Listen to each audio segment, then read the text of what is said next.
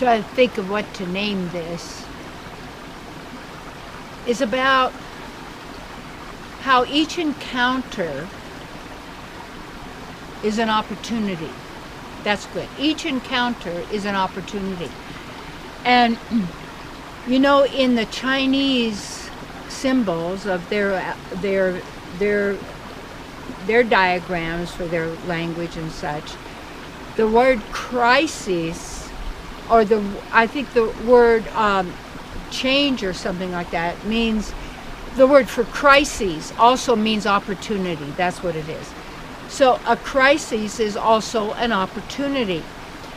And so whatever it is we call a crisis, and you can notice how much it appears that there's so many bad, horrible things happening, could happen in any moment, in every terrible kind of possible way that you could ever think about.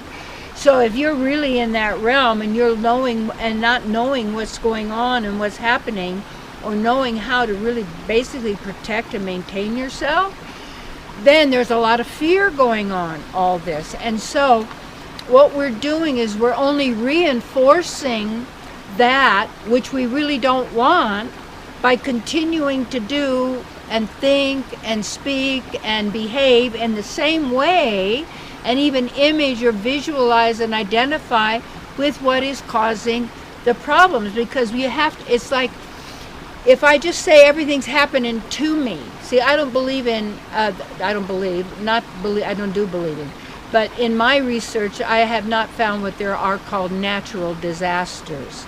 And what I would say would be, things happen maybe, but you don't realize that you got set up, or you set up yourself over many years or lifetimes of choices. And so then these concepts and ideas that depower us become very deeply set through repetition. And since repetition does build patterns, like grooves in the old kind of record player, the more you play it, the deeper the groove would go. It's just like a rut in the road. And so it makes these ruts in the system and held in by our beliefs, based on the fear of letting go of the fears that we're believing and then manifesting, because our nature is a manifester. We can't help it. So every encounter, every moment, no matter who it is, someone you're going to talk with on the phone, every moment you're observing something, whether watching this or whatever else, or what you're listening to, people that you meet out here in public or anywhere, is a chance to practice being who you really are.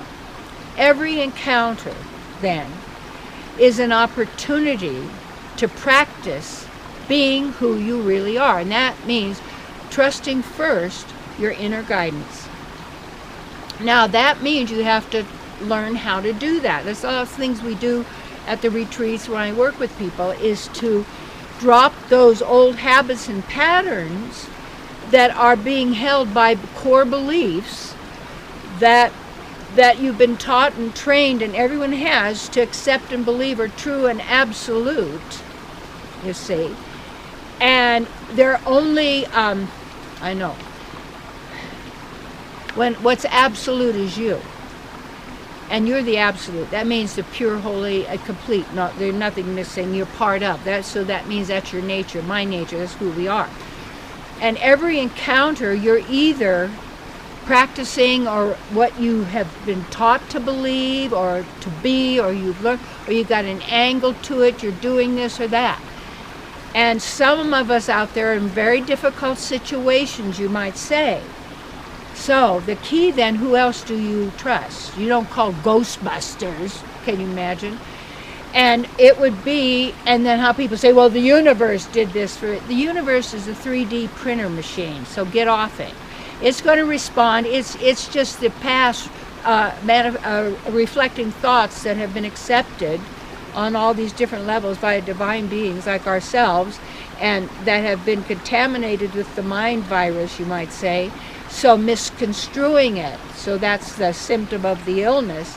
of all of the disasters, all of the cruelty, and it comes from envy, and then the hating of each other and fearing each other and all of this.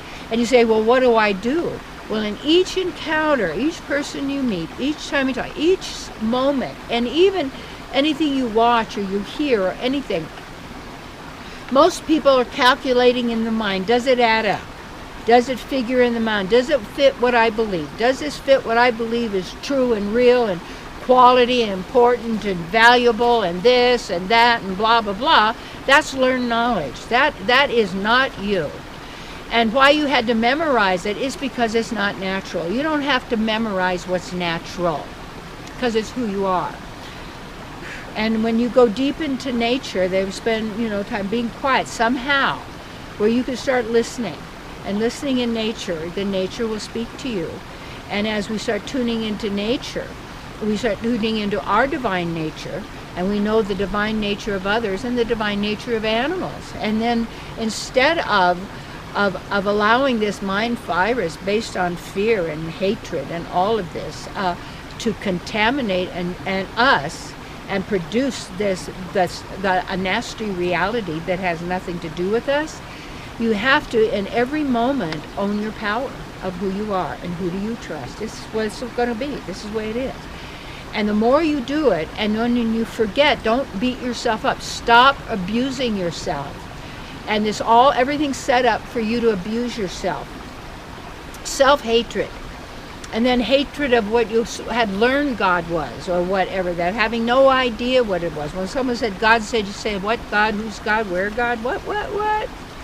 They own yourself. And the people are terrified to be who they are and what they are, because they've do it now. This is it. And you see, when you seize the opportunity in the challenge, it becomes the greatest opportunity that there is, because the only way it's going to happen is by you in the now being who you are, trusting your inner guide, knowing and making those choices in every moment. You see, it's up to you.